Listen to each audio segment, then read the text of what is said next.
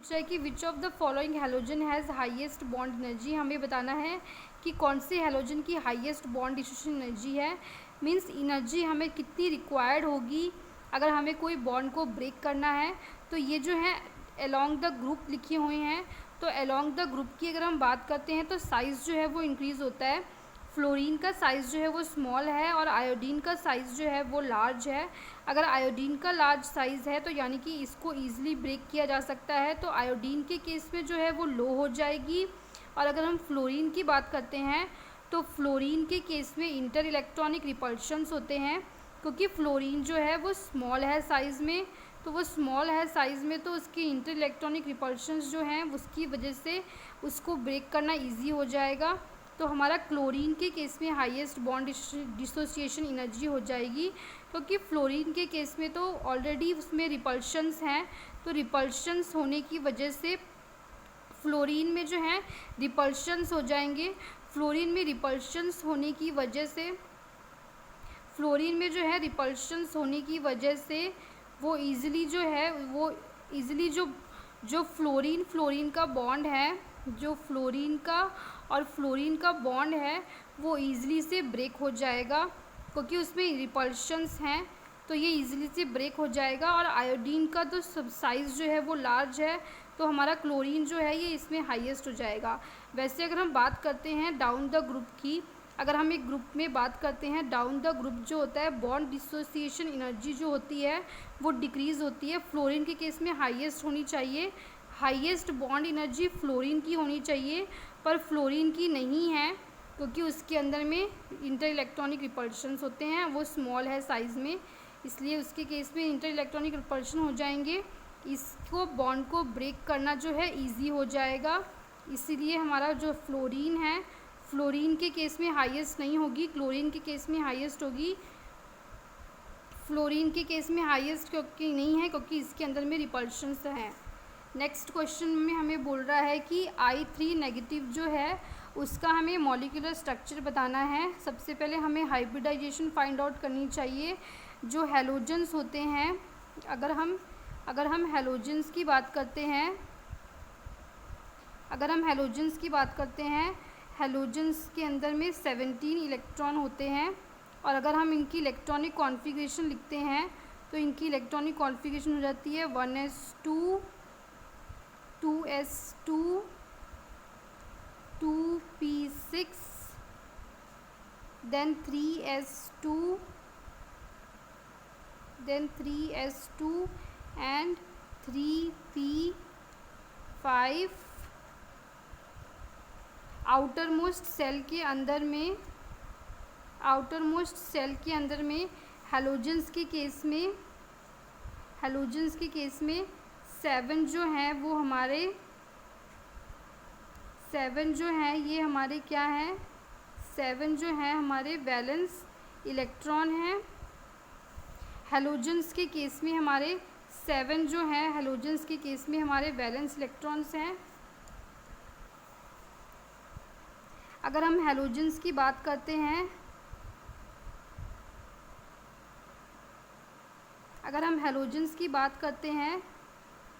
तो हमारे हैलोजेंस के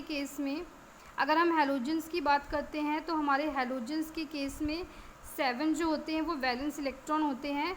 तो अगर हम इलेक्ट्रॉनिक कॉन्फ़िगरेशन लिखते हैं 1 2 3 4 5 6 7, सिमिलरली इसके केस में 1 2 3 4 5 6 7, और सिमिलरली इसके केस में 1 2 3 4 5 6 7। और यहाँ पे I नेगेटिव दिया हुआ है क्योंकि हम यहाँ पे इसके केस में जो है हमारे पास में 7 नहीं रहेंगे, इसके पास में 8 हो जाएंगे, जिसमें 8 में से हमारे पास में 6 जो हैं वो हमारे पास में लोन पेयर हो जाएंगे। 6 जो हैं वो हमारे पास में लोन पेयर हो जाएंगे। और 2 इलेक्ट्रॉन जो है वो हमारे बॉन्ड पेयर में इन्वॉल्व हैं। तो अगर हम हाइब्रिडाइजेशन की बात करते हैं तो 1 2 3 4 5 टोटल 5 हैं। तो हमारे पास में sp3 जो है वो हाइब्रिडाइजेशन हो जाएगी। तो हमारा इसमें सी वाला ऑप्शन जो है I3 नेगेटिव की जो शेप है वो लीनियर हो जाएगी और हाइब्रिडाइजेशन जो है वो sp3d हो जाएगी। इस तरीके से ये क्वेश्चन सॉल्व हो जाएगा। नेक्स्ट क्वेश्चन भी हमारा सिमिलरली हाइब्रिडाइजेशन के ऊपर बेस ही है। नेक्स्ट क्वेश्चन में हमें बोल रहा है कि द हाइब्रिडाइजेशन ऑफ, हमसे पूछा गया है कि द हाइब्रिडाइजेशन ऑफ, हमसे बोला गया है the hybridization of iodine in IF7 molecule is, हमें 4 ऑप्शंस दे रखे हैं। इसके केस में हमारी जो होती है वो हमारी होती है पेंटागनल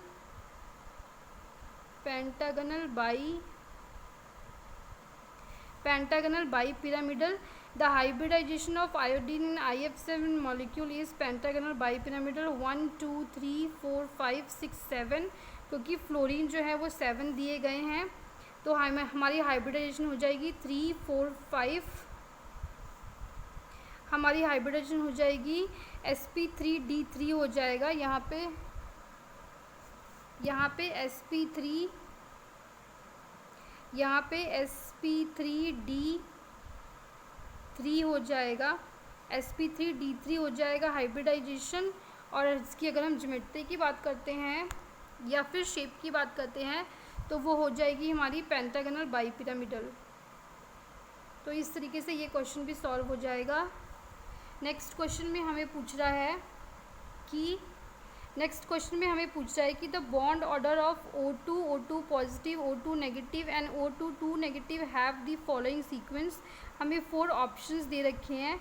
अगर हमें बॉन्ड ऑर्डर निकालना होता है तो उसका फॉर्मूला होता है 1/2 बॉन्डिंग माइनस में एंटी बॉन्डिंग। सबसे पहले हमें इसकी यहाँ पे इलेक्ट्रॉनिक कॉन्फ़िगरेशन लिखनी पड़ेगी। सबसे पहले हमें उसकी लिखनी पड़ेगी इलेक्ट्रॉनिक कॉन्फ़िगरेशन लिखनी पड़ती है। सबसे पहले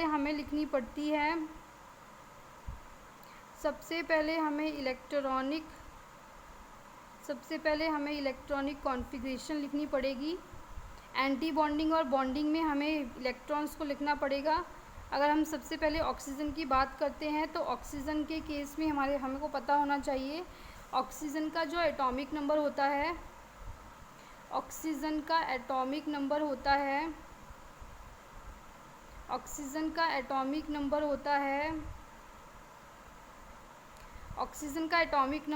है 8। और अगर हम O2 के पास बोलते हैं 16 इलेक्ट्रॉन्स हैं, इलेक्ट्रॉनिक कॉन्फ़िगरेशन में 16 इलेक्ट्रॉन्स की फिलिंग करेंगे। बॉन्डिंग स्टार जो है वो एंटी बॉन्डिंग को दिखाता है और ये जो है ये बॉन्डिंग को दिखा रहा है। अगर हम 16 इलेक्ट्रॉन की फिलिंग करते हैं और अगर हम अपने फॉर्मूले में बॉन्डिंग और एंटी बॉन्डिंग को पुट करते हैं तो हमारा बॉन्ड ऑर्डर जो आ जाएगा वो आ जाएगा 2 जो है वो हमारा बॉन्ड ऑर्डर हो जाएगा ऑक्सीजन के केस में। तो हम अगर अपने ऑप्शंस को कंसिडर करते हैं तो 2 जो है वो हमारा इसमें लिखा हुआ है। और अगर हम बात करते हैं O2 पॉजिटिव की तो 15 इलेक्ट्रॉन हो जाएंगे, O2 नेगेटिव के केस में 17 हो जाएंगे। इसमें से हम एक माइनस करेंगे प्लस के केस में, और माइनस के केस में हम एक ऐड करेंगे, और इसके केस में हम 2 को जो है हम इंक्रीज़ कर देंगे, 18 हो जाएगा। तो अगर हम फिल करते हैं इलेक्ट्रॉनिक कॉन्फ़िगरेशन में तो हमारा जो सीक्वेंस आ जाएगा, हमारा सीक्वेंस जो है वो ये सीक्वेंस आ जाएगा। इस तरीके से हमारा जो ये अरेंज हो जाएगा तो हमारा ऑप्शन ए जो है वो राइट हो जाएगा।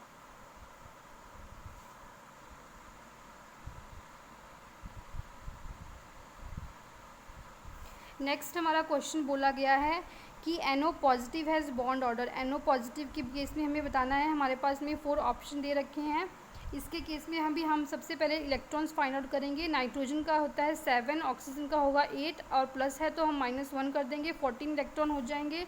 बॉन्ड ऑर्डर हो जाएगा 1/2 बॉन्डिंग माइनस एंटी बॉन्डिंग। ये हमारा इलेक्ट्रॉनिक कॉन्फ़िगरेशन है। 14 इलेक्ट्रॉन को हम बॉन्डिंग में और एंटी बॉन्डिंग में अरेंज करेंगे।